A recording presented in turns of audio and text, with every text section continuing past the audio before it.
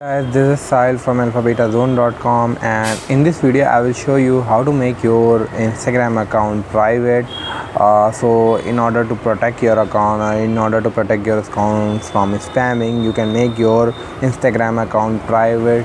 So first you need to click on the three-line icon at the top right corner of your screen, and here you need to go on the setting option. Under setting option you need to go on the fourth option, privacy.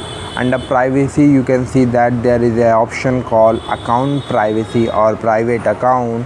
Once you click on this option, your account should be private, and if somebody wants to follow you, they will request you. If you approve then they will see your photos, video and anything else.